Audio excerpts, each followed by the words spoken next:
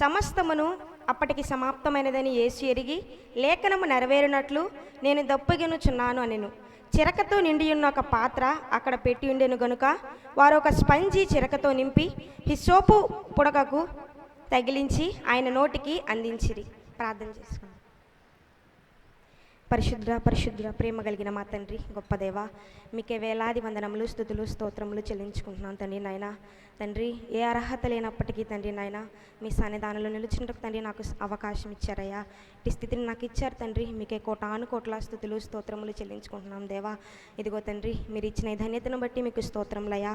ఇదిగో దేవా, మీరు సిలువలో పలికిన 5వ మాటను ప్రభా చెప్తూ ఉండగా మీరే నా పట్ల కృప చూపించి కనికరించమని అడుగుతున్నానయ్యా. దయతో జ్ఞాపకం చేసుకునండి తండ్రి. ఏ మాత్రమును తండ్రి నాయన వ్యర్థమైనవి పలుకకుండా ప్రభా మీ వాక్యము తండ్రి నాయన ఉన్నట్టుగా చెప్పుటకు తండ్రి అటు తెలివిని, అటు జ్ఞానమును నాకు దయచేయమని, ధైర్యమును నాకు దయచేయమని, మీరే కృప చూపించి కనికరించి సహాయము దయచేయమని యేసయ్య వారి పరిశుద్ధమైన అతి శ్రేష్టమైన ఘనమైన నామములు కొనుచున్నాము తండ్రి. ఆమేన్. ప్రభువైన యేసుక్రీస్తు వారు సిలువలో పలికిన 5వ మాట, నేను దప్పిక కొనుచున్నాను అనెను. అసలు ఆయన అంత మహిమ గలవారు కదా, ఆయన అన్ని అద్భుత కార్యాలు చేయగలవారు కదా, మరి ఆయన అసలు ఆ స్థితికి ఎందుకు వచ్చారు అని ప్రశ్న వేసుకుంటే ఈరోజు మనకందరికీ సమాధానం తెలుసు. ఈజీగా చెప్తాం. కేవలం నీ పాపాల కొరకు, నా పాపాల కొరకు ఆయన ఆ శిలువకి వెళ్ళారు, అన్ని శ్రమలు పొందారు, అన్ని అనుభవించారు అని చెప్పి మనం చాలా సులభంగా చెప్తాం. కానీ ఈ ప్రశ్నకు సమాధానం మనకి తెలిసినప్పటికీ సమాధానము ఎంత సులువుగా చెప్పామో అంతే సులువుగా మన జీవితాలు మార్చుకునే వారముగా ఉన్నామా లేమా అనేది ఈరోజు మనకై మనం ప్రశ్నించుకోవాలి. ఈజీగా చెప్పగలుగుతాం, నీ వల్ల, నా వల్ల, కేవలం నా పాపాల వల్ల ఆయన అక్కడ మరణించారు అని చెప్తున్నాం. కానీ ప్రతిరోజు మన జీవితం, మన పనుల ద్వారా ఆయన మరలా సిలువ వేస్తున్నాం. కానీ సమాధానం చెప్పినట్టు ఈరోజు మన జీవితం మార్చుకునే స్థితిలో మనం లేము. వాక్యం చూసినట్లయితే 1 పేతురు 2వ అధ్యాయము 24వ వచనం,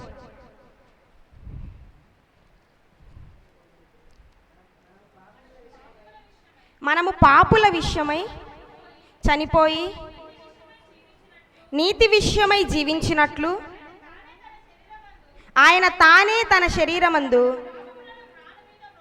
మన పాపములను మాను మీద మోసుకొనెను. ఆయన పొందిన గాయముల చేత మీరు స్వస్థత నొందిరి. ఇక్కడ మనకి కనిపిస్తుంది అనమాట, కేవలం మన పాపాల విషయమై ఆయన చనిపోయారు. మనం నీతిమంతులుగా తీర్చబడాలని ఆయన అక్కడ చనిపోయారు. కానీ అటువంటి స్థితిలో ఉండి దేవుడు, ప్రభు అయిన యేసుక్రీస్తు వారు నేను దప్పికొనుచున్నాను అని అంటున్నారు. మరి ఆయన దప్పిక తెచ్చే స్థితికి మనం ఎందుకు తీసుకెళ్ళాము? కేవలం మన వల్లనే కదా ఇలా అయ్యింది అని చెప్పి ఈరోజు మనం అర్థం చేసుకొని మన జీవితాలు మార్చుకునే విధంగా ఉండాలి. 2వ కొరింథీ 8వ అధ్యాయము 9వ వచనం, వీరు మన ప్రభువైన యేసుక్రీస్తు కృపను ఎరుగుదురు గదా, ఆయన ధనవంతుడయ్యుండియు మీరు తన దారిద్ర్యము వలన ధనవంతులు కావాలనని మీ నిమిత్తము దరిద్రుడాయను.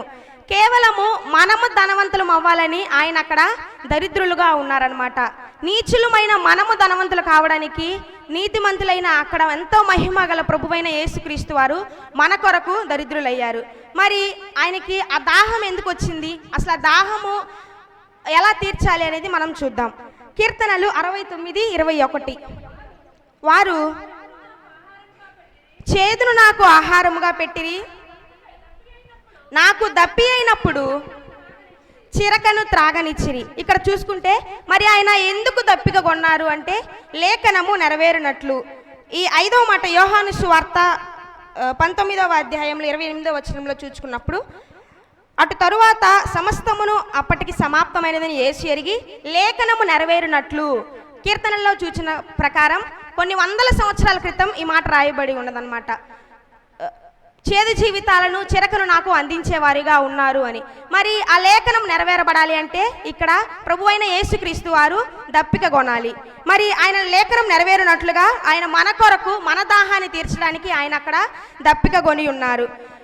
మనం చూసినట్లయితే బైబిల్ 2 సార్లు దాహమని ప్రభువైన యేసుక్రీస్తు ప్రభువారు అడిగి ఉంటారు.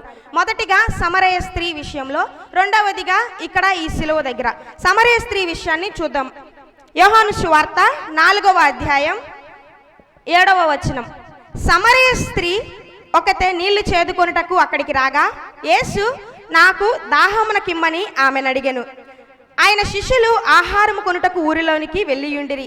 ఆ సమరయ స్త్రీ, యూదుడమైన నీవు సమరయ స్త్రీనైనా నన్ను దాహమునకిమ్మని ఎలాగూ అడుగుచున్నామని ఆయనతో చెప్పెను. ఏలయనగా యూదులు సమరయులతో సాంగత్యం చేయరు. అందుకు యేసు, నీవు దేవుని వరమును నాకు దాహమునకిమ్మని నిన్ను అడుగుచున్న వాడెవడో అదియు ఎరిగియుంటే నీవు ఆయనను అడుగుదువు, ఆయన నీకు జీవజలమిచ్చునని ఆమెతో చెప్పెను. ఇక్కడ చూసినట్లయితే ప్రభువైన యేసుక్రీస్తు ప్రభువారు ఆమెను దాహము అని చెప్పి అడుగుతున్నారనమాట.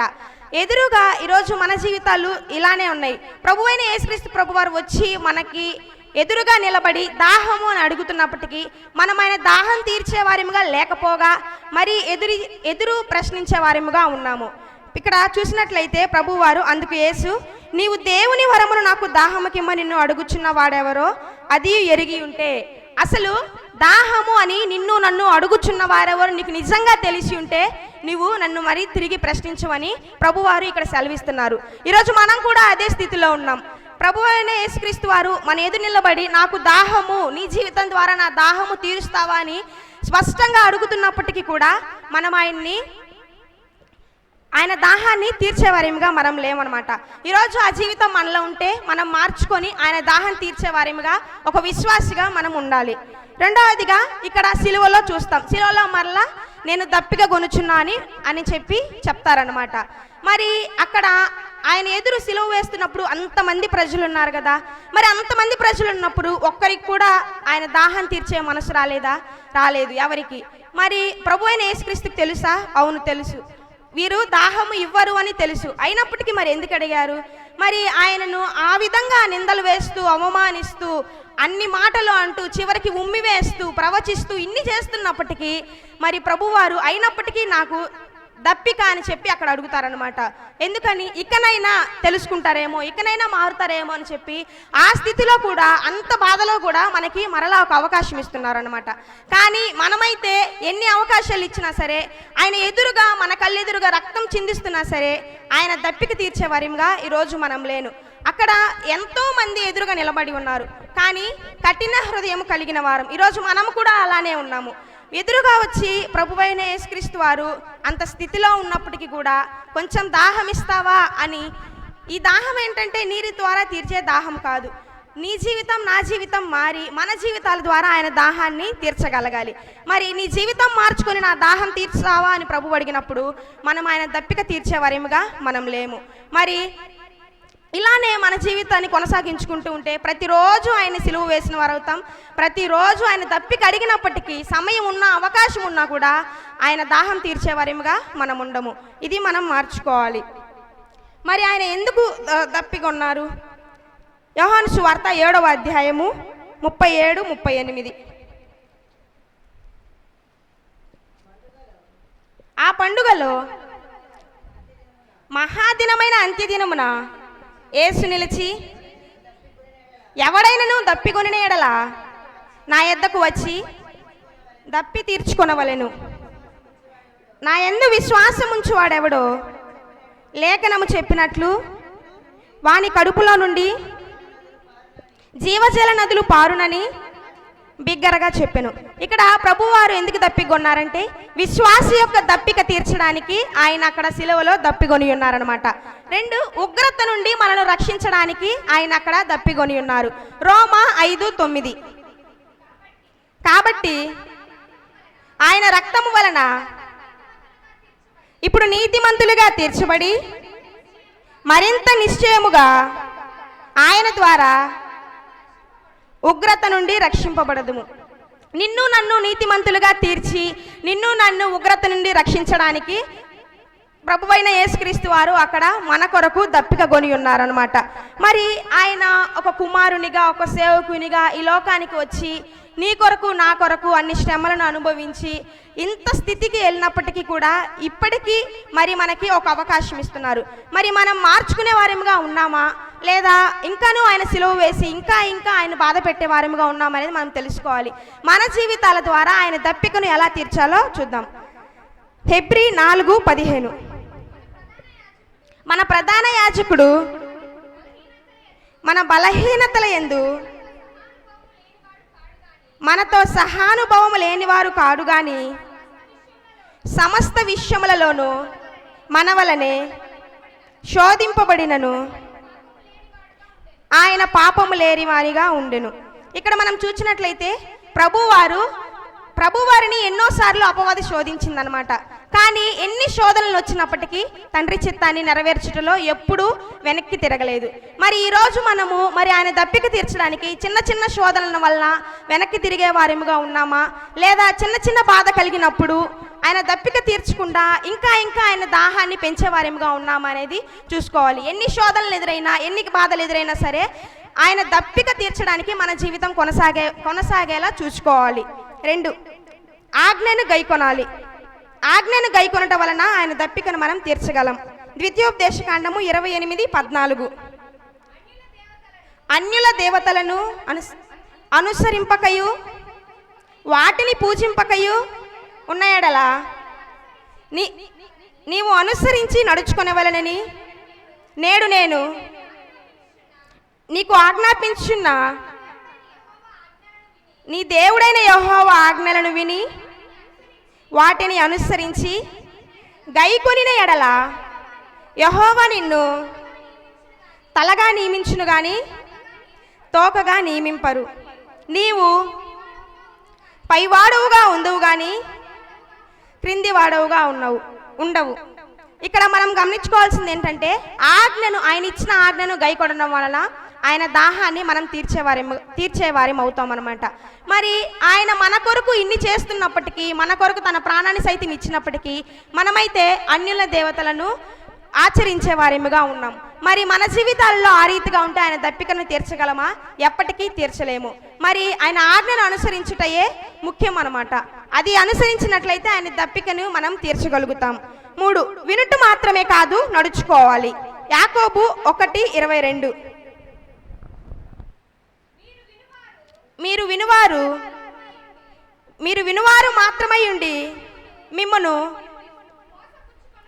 మిమ్మును మీరు మోసపుచ్చుకొనకుండా వాక్య ప్రకారము ప్రవర్తించువారునై ఉండుడి. కొలస్సీ 3:17. మరియు మాట చేత గాని క్రియ చేత గాని మీరేమి చేసినను ప్రభువైన యేసు ద్వారా తండ్రి అయిన దేవునికి కృతజ్ఞతాస్తుతులు చెల్లించుచు సమస్తమును ఆయన పేరట చేయుడి. ఇక్కడ మనం చూడాల్సింది ఏంటంటే వినడం మాత్రమే కాదు, వినడం అందరం వింటాం, కానీ నడుచుకునే వారిగా ఉండాలన్నమాట. ఇక్కడ ప్రభువారు తండ్రి చిత్తాన్ని విన్నారు, తెలుసుకున్నారు, నడుచుకున్నారు, తన పనిని కూడా సమాప్తంగా ముగించుకున్నారు. మరి మనం ఈ లోకంలో ఎంతవరకు వింటున్నాము, ఎంతవరకు నడుచుకుంటున్నామని జ్ఞాపకం చేసుకోవాలి. మనం ఏ పని చేసినా, మాట్లాడినా, చూచినా, తినినా, ఏ పని చేసినా సమస్తము ఆయనకి మహిమార్థమై చేయాలి. అలా చేసేవారేముగా ఉంటే ఈరోజు ఆయన దప్పికని మనం తీర్చేవారేముగా ఉంటాము. 4, ఆయన ప్రేమను ఎప్పుడూ మర్చిపోకూడదు. మలాకి 1:1-2. ఇశ్రాయేలీలను గూర్చి మలాకి ద్వారా పలుకబడిన యెహోవా వాక్కు యెహోవా సెలవిచ్చినదేమనగా, నేను మీ ఎడల ప్రేమ చూపి ఉన్నాను, అయితే మీరు ఏ విషయమందు నీవు మా ఎడల ప్రేమ చూపితి వందురు.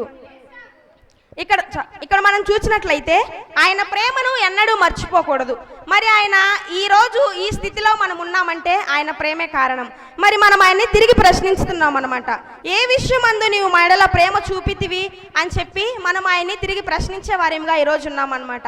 ఎగ్జాంపుల్ తీసుకుంటే కరోనా అప్పుడు మన ప్రతి కుటుంబంలో అటాక్ అయింది, ప్రతి వారికి అటాక్ అయింది. కానీ ఈరోజు సజీవంగా మనం ఇక్కడ కూర్చొని ఉన్నామంటే అది ఆయన ఉచితమైన కృప, ఆయన ఉచితమైన ప్రేమ అన్నమాట. కానీ ఆయన చూపిన ప్రేమ మనం మర్చిపోయి మన ఇష్టానుసారంగా ఉంటూ ఇప్పటికి కూడా ఆయన దప్పికని తీర్చేవారేముగా మనం లేమన్నమాట.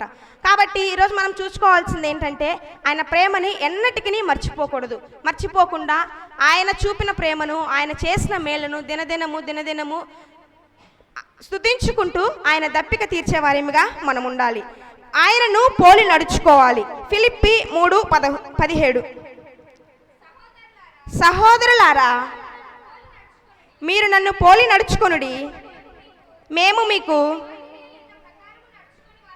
మాదిరి అయిన ప్రకారము నడుచుకొని వారిని గురుపెట్టి చూడుడి. ఇక్కడ ప్రభు అయిన యేసుక్రీస్తు వారిని మనం ఈ లోకంలో ఉన్నప్పుడు ఆయనను పోలి నడుచుకోవాలి, ఆయనకు మాదిరిగా మనం నడుచుకోవాలి. మరి ఆయన పుట్టుక, ఆయన మరణము, ఆయన జీవితము ఒక మాదిరిగా తీసుకుంటే ఆయన పుట్టుక ఎంతో దీనస్థితిలో ఉందన్నమాట. మరి ఈరోజు మరి ఆయనకు మాదిరిగా మనం ఉన్నామా? ఎంతగానో తగ్గించుకున్నారు ఆయన. మరి ఆ తగ్గించుకునే జీవితం మనలో ఉందా అని చూసుకోవాలి. మరి ఆయన మరణం తీసుకుంటే ఆయన కేవలము నీచులమైన దౌర్భాగ్యులమైన మన కొరకు ఇక్కడ అన్ని శ్రమలను అనుభవించారు. మరి ఆయనకు మాదిరిగా మనం ఉన్నామా? ఎదుటి వారిని క్షమించగలిగే జీవితం మనలో ఉందా? ఎదుటి వారిని ప్రేమించగలిగే జీవితం మనలో ఉందా? ఆయనకు మాదిరిగా ఈ లోకంలో నడిస్తేనే ఆయన దప్పికను తీర్చిన వారం అవుతాము. మరి జీవితాంతము ఆయన రాకడ వరకు, మరణం వరకు ఆయనను పోలి నడుచుకోవాలి. ఆయనను ఎప్పుడూ వెతికే జీవితాలు మనకు కావాలి. 1 పేతురు 2వ అధ్యాయము 21-22. క్రీస్తు కూడా మీ కొరకు బాధపడి మీరు తన అడుగుజాడల యందు నడుచుకొనున్నట్లు మీకు మాదిరి ఉంచిపోయెను. ఆయన పాపము చేయలేదు, ఆయన నోటను ఏ కపటమును కనపడలేదు. మరి ఆయన అంత మహిమ గలవారు, ఆయన యందు ఏ పాపము లేదు, ఏ కపటము లేదు. అయినప్పటికీ మన కొరకు ఆయన ఎందుకు మరణించాలి? నీ కొరకు, నా కొరకు, నీ జీవితం, నా జీవితం మారడానికి ఆయన అన్ని శ్రమలు ఎందుకు అనుభవించాలి? అన్ని నిందలు ఎందుకు అనుభవించాలి? అందరి చేత ఎందుకు ఉమ్మివేయబడాలి? ఎందుకు ప్రవచింపబడాలి అని మనం ఆలోచించుకోవాలి. మరి కేవలము నీ జీవితం మార్చి మనల్ని ఉగ్రత నుండి రక్షించి నీతిమంతులుగా తీర్చడానికి ఆయన అక్కడ అన్ని శ్రమలను అనుభవించాడు. ఈరోజు మనకు ఒక మాదిరి ఆయన చూపిస్తున్నారు. సిలువలో ప్రభు అయిన యేసుక్రీస్తు వారు నేను దప్పిక కొనుచున్నాను అని అంటున్నారు. మరి ఆ దప్పిక మనము ఎదురుగా సిలువ వేస్తున్న ప్రజలలో ఎదురు చూస్తున్నాము. ఆయన బాధ, మన జీవితం వల్ల ఆయన బాధపడుతున్నారని చూస్తున్నాము. కానీ ఆ గుంపులో ఉన్నట్టు ఈరోజు మనము కూడా ఏ మాత్రము బాధ లేకుండా ఆయన అన్ని రక్తము కారుస్తున్నప్పటికీ చూస్తూ నిలబడుతున్నాము. కానీ మన జీవితం మార్చుకొని ఆయన దాహం తీర్చేవారిగా మనం లేము. ఈరోజు మనం ఏం జ్ఞాపకం చేసుకోవాలంటే ఈ శిలువలో పలికిన 5వ మాట ద్వారా ఆనాడు ఆ సమరయ స్త్రీకి అవకాశం వచ్చింది ఆయన దాహం తీర్చడానికి. కానీ ఎదురు నిలిచింది ప్రభు అయిన యేసుక్రీస్తు వారిని మొదట గుర్తించలేకపోయింది. గుర్తించలేకపోగా తిరిగి మళ్ళా ఆయనకు ప్రశ్నలు వేస్తుంది. మరి మనము కూడా మన జీవితంలో ఈ రీతిగా ఉన్నామా? ఎదురు నిలబడి తలుపు తట్టున్నప్పటికీ మీరెవరో నాకు తెలియదని త్రోసి వేస్తున్నామా? లేదా ఆయన తలుపు తీసి ఆయనను అంగీకరించి ఆయన దాహాన్ని తీర్చేవారిగా ఉన్నామా? ఒక విశ్వాసిగా మనం ఎలా ఉన్నామా అనేది ఈరోజు మనం పరీక్షించుకోవాలి. ప్రభువు మరణించిన తర్వాత ఆదివారం తెల్లవారుజామున మరియ గారు ఇంకా కొంతమంది స్త్రీలు ఆయన వెతుక్కుంటూ వెళ్ళారనమాట. మరి ఆయన కోసం మనం కూడా వెతుక్కుంటూ వెళ్ళే జీవితాలు మనలో ఉన్నాయా? ఆయనకు మాదిరిగా ఉండే జీవితాలు మనలో ఉన్నాయా? లేక యూదా వలె అప్పగించే జీవితాలు మనలో ఉన్నాయా? లేదా తోమా వలె వేలు పెట్టి చూచి ఇంకా నమ్మని జీవితాలు మనలో ఉన్నాయా? లేదా ఇకనైనా తెలుసుకొని మారు మనసు పొంది అర్థం చేసుకొని ఆయన దాహాన్ని తీర్చేవారిగా మనం ఉన్నామా అనేది జ్ఞాపకం చేసుకోవాలి. మరి ప్రభువారు ఈ మాట ద్వారా మనకి ఏం సెలవిస్తున్నారంటే ఇకనైనా మార్చుకుంటూ ఆయన దప్పిక కొన్నారు కాబట్టి మనము మార్పు చెంది మన జీవితాల ద్వారా, మన ఆత్మీయ జీవితాల ద్వారా ఆయన దాహాన్ని తీరుస్తామని ఇంకనూ ఆశపడుతున్నారు. ఈ రోజుకు కూడా ప్రతిరోజు ఒక్కొక్క అవకాశమును, ప్రతిరోజు మనకి ఇంకా సజీవ లెక్కలో ఉన్నామంటే ప్రతిరోజు ఒక అవకాశాన్ని ఇస్తున్నారు. మరి ఆ అవకాశాన్ని మనం ఉపయోగించుకుంటున్నామా లేదా ఒక విశ్వాసిగా మనం ఈరోజు పరీక్షించుకోవాలి. ఈ సమయం ఇచ్చిన పాస్టర్ గారికి మీ అందరికీ నా వందనాలు. ప్రభునామమునకు స్తుతి కలుగును గాక. 5వ మాట ధ్యానించిన ఆశీర్వదిస్తున్నాను. ఈ దప్పిక అనే మాట మనం జ్ఞాపకం చేసుకుంటే ప్రభువు ఆయా సమయాల్లో దైవ మానవుడు, ఆయన పరిపూర్ణ మానవుడు, పరిపూర్ణమైన దేవుడు, పరిపూర్ణ దేవునిగా ఎన్నో అద్భుతాలు చేశాడు, దేవుని శక్తిని కనపరిచాడు.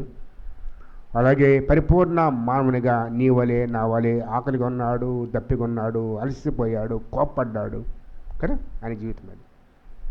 అప్పటికి దాదాపుగా 6 గంటలుగా సిలువలో వేలాడుతూ ఉన్నారు. అందులో ఆ రాత్రి భోజనమే, ఆహారం పెట్టిన వారు లేరు, దప్పగిచ్చిన వారు లేరు. దాదాపుగా 7 సార్లు అటు ఇటు తిప్పారు. పిలాతు దగ్గరికి, హెరోదు దగ్గరికి, ప్రధాన యాజకులు హెరోదు దగ్గర 3 సార్లు.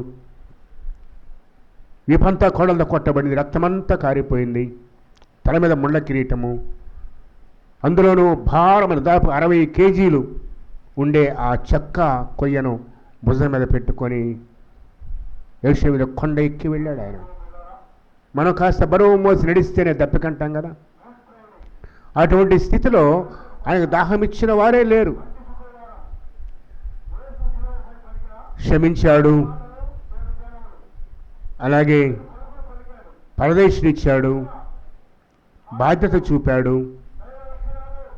4వ మాట, తండ్రికి ప్రార్థన చేశాడు. అలసిపోయి చివరిగా ఈ 5వ మాటగా నేను దప్పికొనుచున్నాను. అయితే బైబిల్ మాట ఏంటంటే లేఖనములు నెరవేరునట్లు. ఆయన పుట్టుక, ఆయన జీవితము, ఆయన మరణము, ఆయన పునరుద్ధానము, ఆయన 2వ రాకడ ప్రతిదీ కూడా లేఖనాల్లో వ్రాయబడి ఉంది. అందుకే లేఖనాలు నెరవేరునట్లుగా దప్పికొనుచున్నానని పలికాడు ఆయన. అయితే దప్పించేవారు ఎవరైనా ఉన్నారా? దాహం అడిగితే చేదు చిరకను ఇచ్చారు. ఒక మాట చెప్పి ముగిస్తాను. ఈ దప్పిక, ఆయన దప్పిక వాస్తవానికి ప్రభువు దప్పిక. మత్తయి సువార్త 5వ అధ్యాయంలో ప్రభు చెప్పిన మాట ప్రసంగంలో, నీతి కొరకు ఆకలి దప్పులు గలవారు ధన్యులు. ఏ దప్పిక? నీతి కొరకు. అవును కదా, అంత మందిలో ఏ నీతిమంతుడు కనపడే దానికి అంత దుర్మార్గులే. జాలి చూపేవారు లేరు, ప్రేమ చూపేవారు లేరు. వారి కోసం వెతుకుతున్నాడు ఆయన. యోహాను సువార్త 4వ అధ్యాయంలో బాప్తిస్మ సమయాన్ని కూడా 3వ అధ్యాయంలో కానీ చూడండి, వాక్యం రాయబడుతుంది. యోహాను దగ్గరికి వెళ్ళి, అయ్యా నేను నీ చేత బాప్తిస్మ పొందాలంటే ప్రభు అంటాడు, నీతి యావత్తు నెరవేర్నట్లుగా లాగు చేయి అంటాడు కదా. నీతి యావత్తు. ఈరోజు ప్రభు దప్పిక నీతిమంతుల కోసం. ఎవరి కోసం? ఎవరు నీతిమంతులు? యేసు రక్తము ప్రతి పాపం నుంచి మన నీతిమంతులుగా తీర్చు. నువ్వు నీతిమంతులుగా మార్చబడితే ఆయన దప్పిక తీర్చాడు. అంతే, ఇంకేం లేదు. నీతిమంతులుగా మార్చు అనగా ఆ రక్తంలో కడగబడాలి. అదే యోహాను అంటాడు చూడండి పత్రికలో, యేసు రక్తం ప్రతి పాపం నుంచి పరిశుద్ధులుగా చేసి నీతిమంతులుగా తీరుస్తుంది. కాబట్టి ఆయన దప్పిక తీర్చాలి అంటే నువ్వు నీతిమంతులుగా మార్చబడాలి. చూడండి, ఒక్కసారి ఒక మాట గుర్తు చేస్తాను, ఒక వచనం గుర్తు చేస్తాను. కీర్తనల్లో నీతిమంతుల గురించి ఎన్ని మాటలు రాయబడ్డాయంటే కీర్తనలు చూడండి. దయతో ఎంత తేటగా వాక్యం ఉంటుందంటే 34వ కీర్తన 21 చూద్దాం. చెడుతనము భక్తులను సంహరించును, నీతిమందు ద్వేషించువారు అపరాధులుగా ఎంచబడదు. ఇక 35లో కూడా అనేక చోట్ల నీతిమంతుల గురించి రాయబడుతుంది. అలాగే తర్వాత వచ్చిన అధ్యాయమంతా కూడా నీతిమంతులు దార్శనిక ధర్మిస్తారు. అలా నీతిమంతుల జీవితం రాయబడి నీతిమంతులు యెహోవా సంరక్షకుడు, నీతిమంతులకి ఇక్కడ కొంచెమైనా శ్రేష్టమని అనేక రీతులుగా చెప్తున్నాడు. కాబట్టి ప్రభు దప్పిక తీర్చాలి అంటే ఆ రక్తంలో కడగబడాలి. అదొక్కటే దారి. ఈరోజు ప్రభు దప్పిక తీర్చబడాలంటే మరో మనసు రక్షణ ప్రభు జీవించు. ప్రభు మళ్ళీ దీవించును గాక. 6వ మాట ధ్యానం చేద్దాం. దయతో థియేటర్ ఫ్రెండ్స్ 6వ మాట చేయండి. ముగిస్తాను. 1/4 గంటే నేనే తీసుకున్న మాటలు కాబట్టి ముగిస్తాను.